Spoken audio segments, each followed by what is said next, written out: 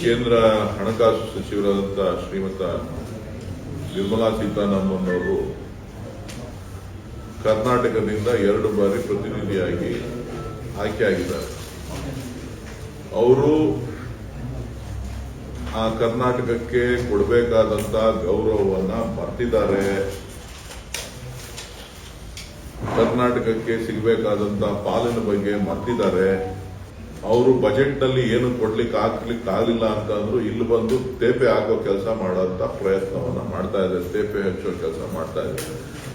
ಇಡೀ ದೇಶದಲ್ಲಿ ವಿಶೇಷವಾಗಿ ದಕ್ಷಿಣ ಭಾರತಕ್ಕೆ ಅನ್ಯಾಯ ಆಗ್ತಾ ಇರತಕ್ಕಂಥದ್ದು ಪದೇ ಪದೇ ಈಗಾಗಲೇ ಸದ್ದುಗಳು ಕೇಳ್ತಾ ಇದೆ. ಇವರ ಬಜೆಟ್ ಏನಿದ್ರು ಕೂಡ ಉತ್ತರ ಭಾರತಕ್ಕೆ ಅಭಿವೃದ್ಧಿಗೆ ಮಾತ್ರ ಸೀಮಿತ ಆಗುವಂತ ಬಜೆಟ್ ಹೊರತು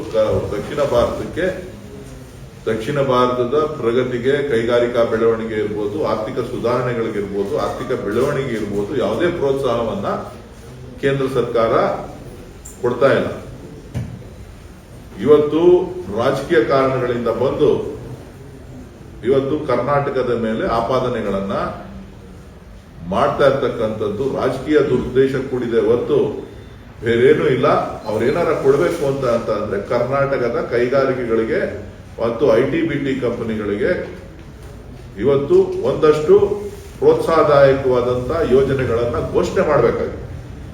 ಆ ಘೋಷಣೆಯನ್ನ ಮಾಡಿ ಕರ್ನಾಟಕಕ್ಕೆ ನಾನು ಇಂಥದ್ದು ಕೊಟ್ಟಿದ್ದೀನಿ, ಅದನ್ನ ಸರಿಯಾಗಿ ಬಳಸ್ಕೋತಾ ಇಲ್ಲ ಅಂತ ಅಂದಿದ್ರೆ ಅದು ಸರಿ. ಕೇವಲ ಆರೋಪಗಳನ್ನ ಮಾಡ್ತಾ ಸಹಕಾರ ಕೊಡ್ತಾ ಇಲ್ಲ ಅಂತ ಹೇಳಿದ್ರೆ, ನಮ್ ಸಹಕಾರ ಕೇಳಿ ತೆರಿಗೆ ಹಣ ವಸೂಲಿ ಮಾಡ್ಕೋತಾ ಇಲ್ಲ.